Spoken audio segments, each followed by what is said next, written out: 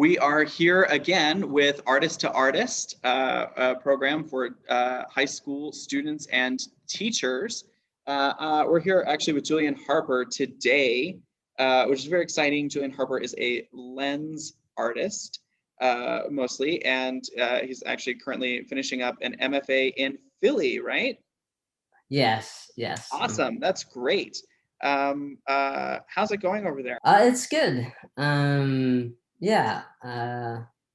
Everything, things have been crazy everywhere. And but it's a really nice place, and I like the city. I'm here with my wife, and yeah. I think there's a lot of opportunities also for artists out here. It's close enough to New York that you can kind of do some other things, but you're also not so close to New York that it's crazy, and it's impossible. Like it's very affordable, and yeah. So I think Philly's a really great city. Cool. So 29, since you're a pretty recent grad, it looks like you graduated and then went straight to an MFA, right? Master of Fine Yeah, Arts yeah. program. Is that pretty normal?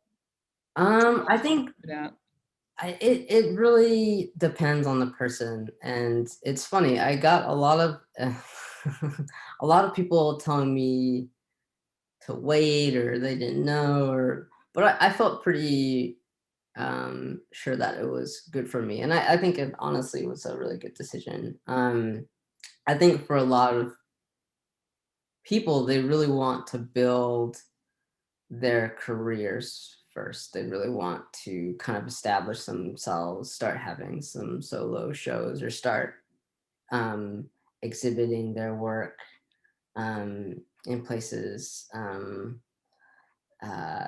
doing a lot of group shows. But I did a lot of that work in undergrad itself. Like um,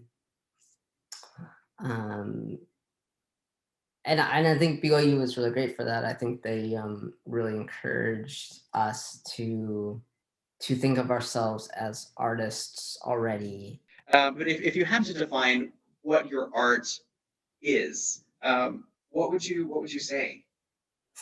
Oh man, yeah. I mean, it's a great question, and I'm hashing it out in my thesis. But I would say that something that I've been working towards or working on, I would say throughout, even before I kind of was settling more into lens-based mediums, or other things, is that I was really interested in my body in space, and what that meant in the different worlds I was inhabiting. Um, and so right now, that shows up as photography, as video, and maybe sometimes performance. So it's a little bit interdisciplinary, and sometimes writing, but usually it involves myself or my body in space, or reacting to the world around it, and that uh, I've been trying to kind of work through, I think, things that a lot of people experience, and they feel really kind of intangible, or kind of impossible to verbalize properly. Um, And in terms of that point of view, I know you said that you kind of developed it while you were studying in university. Would you say that that's also where it started? Would you say that your kind of artistic sense awakened a little bit earlier than that? Is it still in process? I really got interested in photography. I was trying to find a medium. I'd been painting and I'd been drawing for a long time. And then I took a class called New Genres. There's kind of talking about more contemporary, more recent forms of making art. And this was at BYU. Yeah. Yeah. And that really blew my mind. I was like, art is, I don't know, maybe it's like design sometimes and it's these things sometimes, but I was showed video art and installation and photography and um, um, or even so I really was given the opportunity to reinvent myself and what I wanted to do, and I found that I'm pretty fiddly, and I wasn't super great at painting. I could draw, it looked like the thing, but I wasn't particularly stellar at it, I don't think. And You hadn't so, found your niche yet, right? yeah, and so I think I began to explore the camera, and that was really exciting for me. And I think I think I was also interested in ways of making that were cheap because, you know, when you're a student, and I think when you're an artist, it's something that people don't talk about enough. Is that you usually will, if you start out and even longer, you probably won't make a ton of money. Um, uh, or that the way that you make money might not be your art at a particular moment in time. But especially when you're at university or when you're at college, um, you're studying like you're not. I mean, I was working a little bit, but um, and I think maybe it's just growing up um, with a certain kind of sensibility that I hate making physical stuff. I still have that kind of like sculpture was always really tough for me because I was like, where do I put this? What do I do with this? And so I was also like, um, I wouldn't say lazy, but but I think I always wanted fast solutions. I wanted to bust things out really quickly because I felt like, and I still feel like this especially when you're first starting out. Until you get quantity, you won't start to understand the quality of what you're making or what it is that you end up just naturally kind of gravitating towards. And so I started kind of performing in front of the camera. I started making these silly videos where um, I would just figure out anything to do with the videos. Um, some of them I would try to recreate moments in my life um, that were really bizarre or weird. Like I remember, like, or that just felt surreal to me, and they maybe didn't have like a big social impact, but on reviewing them, people would always come back to me and be like, "Whoa, like this is really kind of racialized." And like for instance, I remembered this moment when I was in high school as like a freshman, just new, and we went to the art museum and we hid from our friend who was in the bathroom, and they're like, "Where are you guys?" And then randomly, the she had looked at me and then slapped me in the face. And I was really surprised. I didn't know you're not trained to know what to do in a moment like that. And so I would just recreate that in video. Um, and I think moments like that, and when I showed them to my professors, are like, it's interesting. You've got this white hand that's slapping you in the face, and like, what does that mean? And what is that? And I'm like, well, I mean, it just happened. And the conversations that I had, I learned that my body, because I self-identify as a black person. I'm a black person.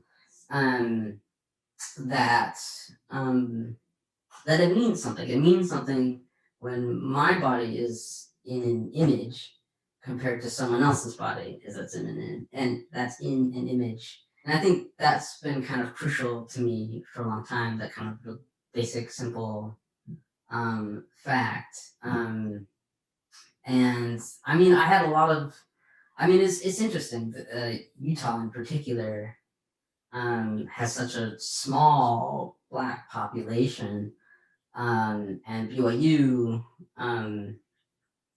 I kind of even, uh, yeah, it's, I think it's even, it's still, I think, less than a percentage of the student body. And it plays out in these different interactions. And I felt like the art department was one of the few places that I could really kind of speak to that, and also figure out a way to speak to those problems that I was kind of facing, that in other spaces felt really hard and touchy to talk about, because I think race is something that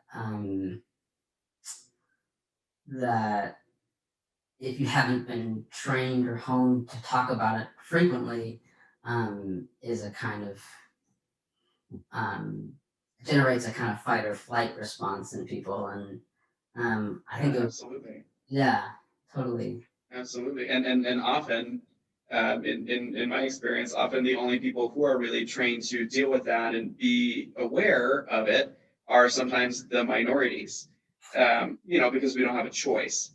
And when that happens, that dialogue, it can be very difficult, which is why I think it's so interesting that you portray that through art, because it very much is a conversation, right? But it's something that you can show people for them to understand, when often words fail, right, to articulate exactly what a person of color might be feeling or experiencing, or how moments in their life, right, differ from moments in somebody else's life.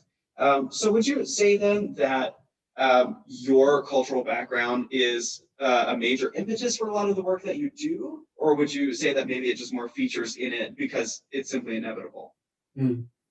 Yeah, I mean, I feel like, and I was thinking about this even before talking, is that as a Black creator of anything, you're kind of put in a bind where,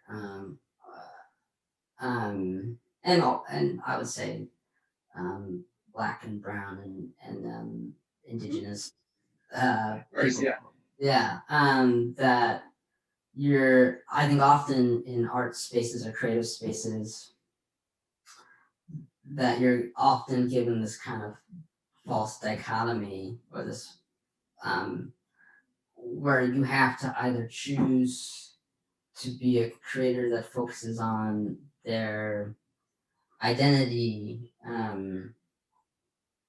because uh, pick any reason that is something that you can speak to, or it's something that is um, popular, or is what people accept you're able to talk about, or because it has, that particular resonance and importance for you particularly, or you feel like you have to define yourself outside of it, and you have to create a kind of divide where you intentionally have to navigate that way. And I find it, that it can be difficult as an artist, um, as a minority, um, to figure out a way to describe or explain this kind of predicament in the work, um, that race is an element of life, um,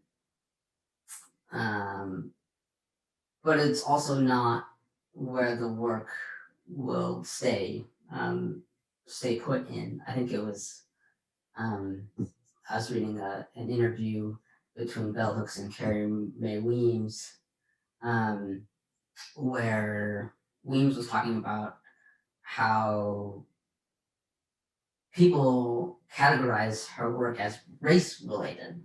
And Yep. she's like, well, that's very interesting. I'm also a woman, I'm also an artist, I'm also all of these other things. And um, that because, she is in the image, that it is racialized. And Yeah. um, yeah, and so yeah, I feel like um, I think that's something that I deal with quite often. I would say that I try not to avoid it, but rather to how do I bring in or how do I make it more apparent that there are other things going on? Right, that it's the picture, right, but it's not the whole picture. Yeah. Um, But whether or not that is successful is, you know, well, like, as an artist too, not always your decision, yeah, what an audience can and will think. I think that's so interesting because I completely understand where you're coming from when when you appear in an image, right? And it's not just images; it could be a motion picture, it could be stage, it could be music. Um, but by when you as a black man or somebody like me from Latinx background, when you appear in it, it all of a sudden becomes about race to some audience members, even if that is far from the artist's intention. What would you say? I'm so curious, as somebody who went to school here, who grew up in kind of the Midwest. yeah. What would you say are the chief cultural barriers, specifically from that point, that you had to kind of deal with and navigate? Hmm. I mean that's interesting. I think growing up in Indianapolis, I didn't really have to deal with black as an identifier. I would say a majority of students in my classes were black. Um, the white students there weren't surprised, and we had um, lots of different um, people with different ethnic backgrounds and economic backgrounds, and you know, and I think that's that can be one of the exciting things about living in a city um, like that. I think that um, it was very interesting with the kind of religious background and a lot of people in Utah are LDS, and I grew up LDS, and um, you you kind of have to. I think that was more of something that became really difficult to explain or interesting. And then coming to Utah, um, that being the norm, my blackness was a kind of novelty, and that was really new for me, like where I didn't really before have to navigate what that meant in particular, um, in some ways, and that I found um, maybe it became an opportunity where I was able to kind of solidify or start a kind of understanding of who I was, because there was no one to really work off of there. Like a lot of the um, yeah, there was not really a model for what I should do or how to talk to people or and so I found myself doing a lot of firsts. Especially at the university. And I was really quite, I think for me, the art department was quite a refuge. And I still really appreciate and love the professors who I was in contact with. And I think that um, one thing that was hard is that asking about even the subject matter of blackness and art was difficult. That art history, um, we were lucky to get any uh, uh, uh, non-white artists mentioned. I mean, you could make the case that like art history before like the classics, like which is usually like Egypt and Africa, like the ziggurats and the pyramids, and that is obviously African. But I would say in terms of what we now think of as art, it was really hard to get professors to that it really wasn't in their expertise or their wheelhouse. And so I found myself, having to do a lot of research on my own, having to search out the books that I wanted to read. There is one book that was really important for me. I have it here, Black Picket Fences by Mary Petio. And it's a sociological study of the Black middle class, particularly in this neighborhood in South Chicago. I also was reading different artists, uh, like Hank Willis Thomas, who's an interesting Black artist who I think he does a lot of sculpture now, but I think originally he's primarily a photographer.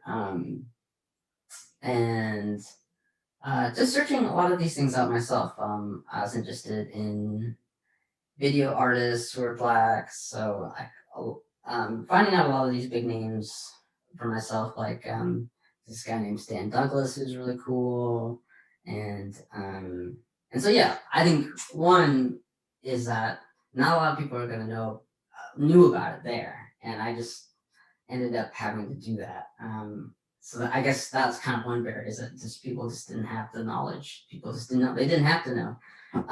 Yeah, it's not necessary to know. When it comes to a Black or a Latinx or Asian art history or or civilization, that's ultimately that's an elective. Yeah.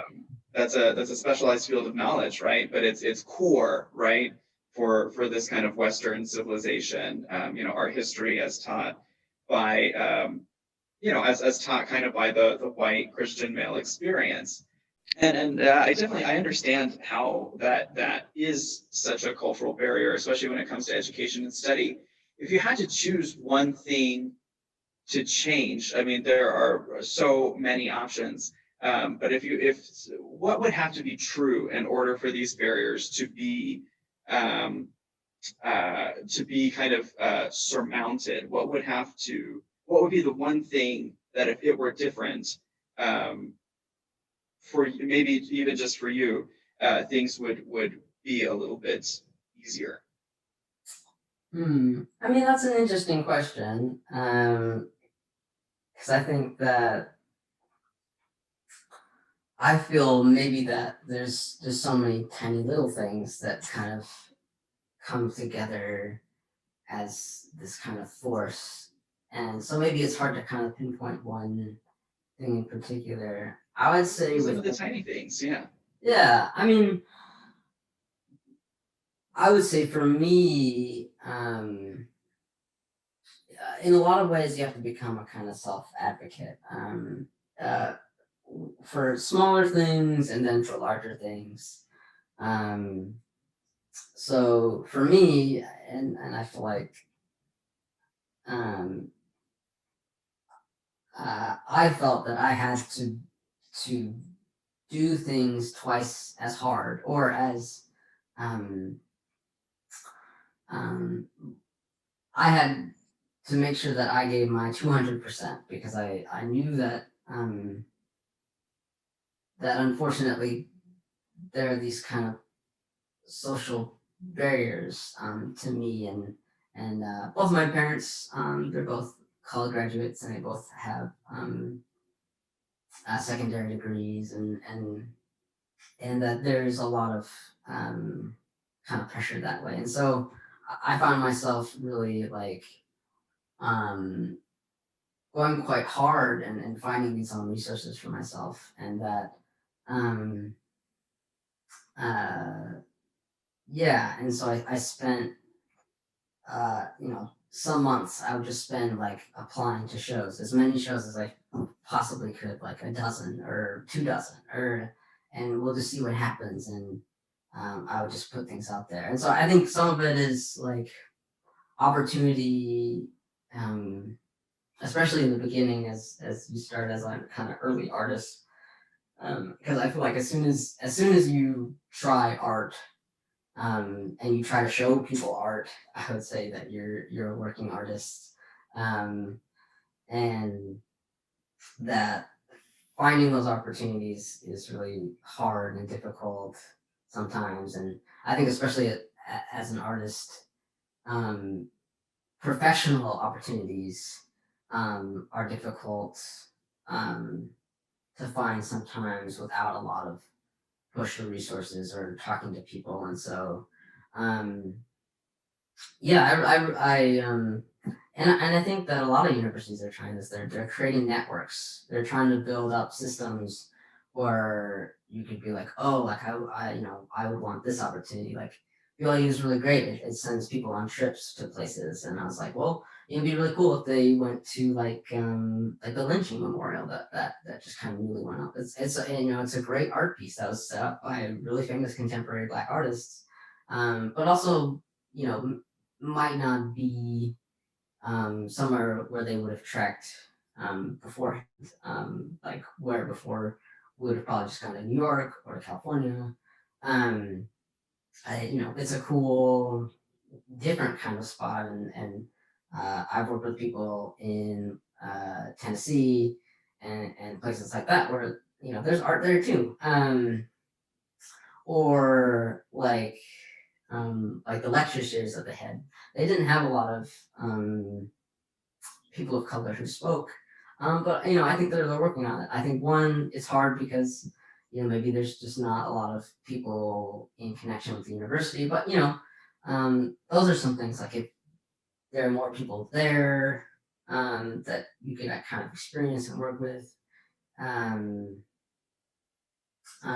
it would definitely be cool if there were more teachers that looked like that and that had that experience. But that's also hard too, uh, and so those are a lot of the things is that a lot of times you won't get professors that look like you. They won't have the same kind of experience. That they might not know the same kind of opportunities you're looking for.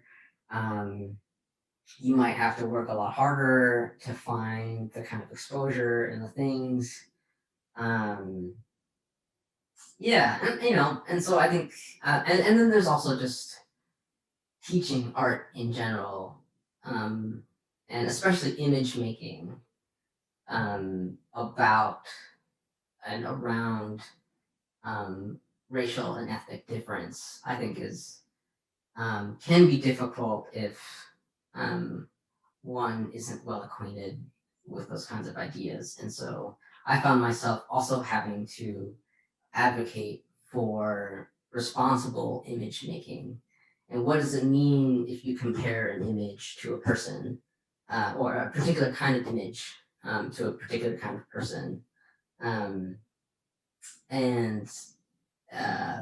so I found myself having to fulfill a lot of different roles where structurally or just historically they weren't set up for me yet. But I think some of those have helped me to become a little bit more to develop a sort of initiative, which is great for any artist. I think that uh, yeah, and so I think those are some of the things that I found that were difficult. Yeah, definitely. No, I think a lot of people would echo your sentiments about some of those things, and progress is slow, but and some people are more interested. Some institutions are more interested in making it than others. But it sounds like a lot of that initiative and a lot of those experiences really did help you find a point of view as an artist, and so that maybe some sort of silver lining is if to an extent. Of course, you don't want to. You shouldn't have to rely on an unreliable system, right, to teach you who you are. But it's also, it is also nice to have those experiences, especially as an artist, I would think, and find them. Um, for you, as somebody who has a much better handle now, especially as you're kind of nearing the end of your education, as to who you are, what your process looks like, what you stand for, and what you like to make. is there anything in retrospect, maybe it's an insecurity, maybe it's a bad habit or a gap in knowledge or something like that, that you feel like held you back as a high school or college student, that you kind of wish you could kind of go back and just shake yourself by the shoulders and say, don't do this? I think I would have.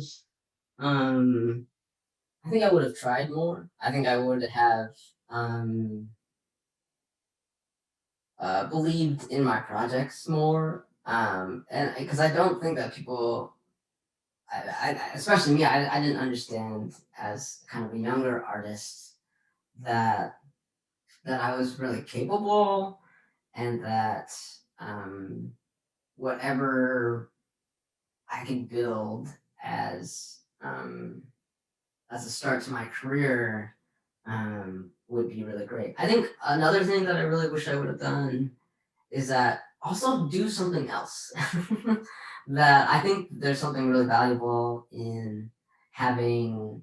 I mean, I have separate interests, but I think there's also something valuable in having a skill that is, maybe it's adjacent, maybe it's the polar opposite of what you feel like you do in your artwork. But I think there's something to be said about that. One, just for a kind of financial security, but I think too, I think it makes you a more interesting artist, especially when you see like a huge contemporary art world, which I feel like I did in undergrad. You kind of realize that art um, and other fields are really mixing together nowadays, and that you will have something really interesting to offer. Maybe if you are an engineer, or you're a writer, um, or even if you just like, I don't know, if you're a boxer, if you're like, or you're really Yeah. into cycling, like, and that I think that I had a kind of militant focus on art making, which I think is totally fine, because I think art making sometimes demands like a real desire to do it. But I think that having another thing um, to build from can be really nice and exciting. Yeah, just kind of those like folds, right? That kind of interdisciplinary approach to two very divergent things can still support each other. Um, and I think that that's actually really great advice. Speaking of advice and narrowing in a little bit more to especially kind of based work, a lot of students, high school students, even in this amazing art show that we're hosting here at the museum, right, are experimenting with all sorts of photography, not just standard kind of digital photography, but more experimental photography. We're seeing a lot of tintypes, just really kind of um, different media that we're seeing. Are you have any tips or tricks or anything like that when it comes to the lens that you wish you had known, or you want to share? Hmm. Yeah, I mean, that's interesting. I think one, I think it's always good to kind of figure out what it is that makes you a little bit uncomfortable, and why that is, and maybe sometimes butt up against that. Um, I think photography, especially, we see so many images nowadays, that we are bombarded with images. And I think the question that I get, or I read about, or hear about, or talk about in school or with other artists, is like, there are so many images. What does the image have to offer after there are literally billions, uh, maybe trillions of images that exist? And what do I have to share with my particular image? Now, I think one can make an image, and if it makes them happy, then it's valuable. But I think that there's also value in stepping back and being like, um, maybe I need to bust out of my comfort zone in terms of making an image. So maybe making an image of this really cool street sign It's exciting to me. But why is that? Like, is it that it's this particular location, or is it funny? Is it the angles in the line, and how can I have a unique take on that? How can I explore that? Or does it look bizarre? Does it look out of this world? Should I manipulate it? Should I? Um, and if you come back and you're like, nah, it is how it should be, that's totally fine. But I think, especially early on, there's so many ways to explore a particular image that, yeah, I'm really glad to hear that they're like exploring all these different types and analogs and. Yeah, no, it is. I'm really, really impressed with a lot of work that these students from all around Utah really are doing. What can teachers do to support students who are kind of specifically looking to develop this kind of art? Hmm. Um, yeah, I think that's a good question. I mean, I think that um, I really love high school art teachers, and a lot of why I became an artist was because of my high school art teachers, um, and that I think what was really beneficial for me um, was to find. I mean, maybe this sounds really basic, but things that were really exciting to me as Yeah. as a young person, and that art making for me, for what I had seen, was about representing things, and that he really pushed us to think about ideas and about that art making can also be about thinking, or being about sharing a message, or being about it could be also ridiculous. Art can be about saying something stupid, um, uh, and sharing that with people, and that um, yeah, and I feel like it developed a desire in me to kind of work towards that, and I think also they gave me a lot of opportunities at my particular high school.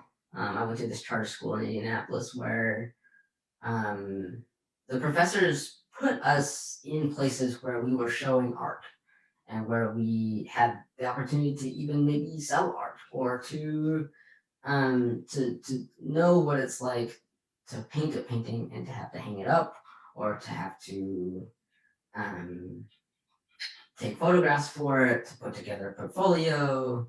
Um, I took like all the studio art AP classes that I could, um, and um, and that I got started really early on in what it meant to be like a professional artist, even though I probably wasn't super great at it. Like I wasn't very good at craft, or like I didn't really realize that I didn't care so much to paint myself. And um, but I think that as a teacher, giving someone the opportunity to actually do it. Like I remember the first thing I sold, and sometimes selling things can be few and far between.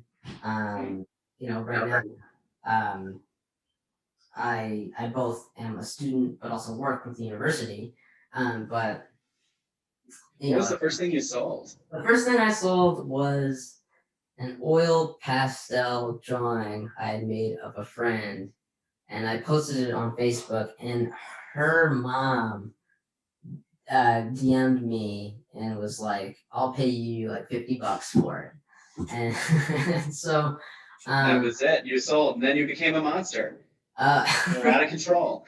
Yeah, and so I mean, and so I think that these opportunities are really motivating, and that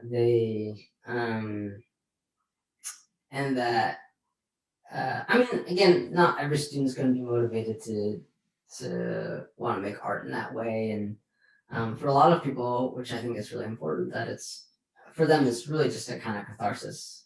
Um, but I think that that there's such a broader art world, and that I think young people, especially, I say young people as if I'm not young, I'm very young, But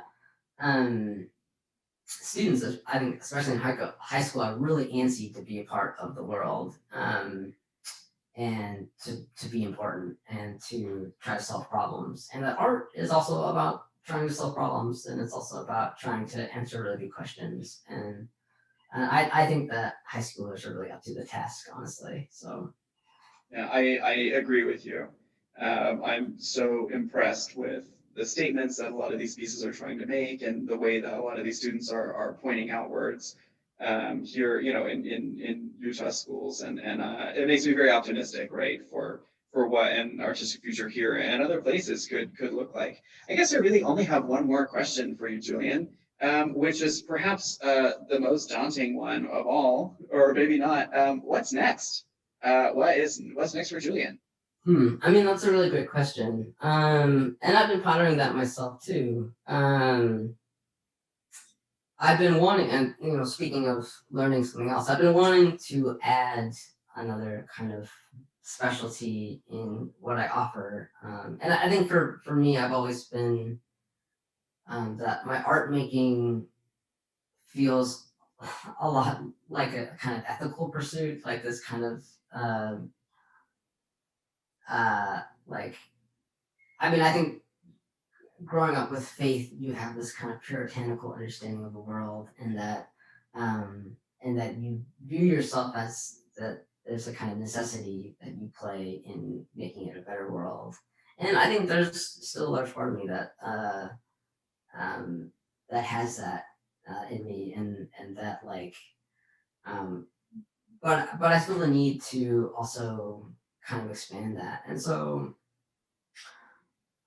I think I'll obviously continue with my kind of solo career, doing photography and a lot of performance-based photography and ideas. But also, I've been very interested in these other fields that I think really spark a lot of interest for me, like art therapy or public health. Spears, well, like art therapy, I think that people see an obvious connection, but I think that um, again with that, I feel that it's not usually artists who are doing art therapy. It's people who use usually a particular kind of art to help people talk about things and to navigate um, things. And that I think it could be really expanded on, or public health, like a place where people maybe not have such a tie to art making, but I think there's a lot of people that I think the artists that I really enjoy and respect are people who are in these different fields, kind of breaking molds because art allows for one to do that. And so I think, for me right now, it's a little bit flexible, it's a little bit in flux, but um, yeah, just keep working, find a new job, maybe get ready for some more school, which is always fun. I think that's really cool. I'm so glad that you agreed to help us out with the Artist series. It's so great to get as many different perspectives, as many different media, as many different types of artists as we can. And yeah, I really appreciate your spending some time with us. Thanks so much, Julian. Yeah, no problem.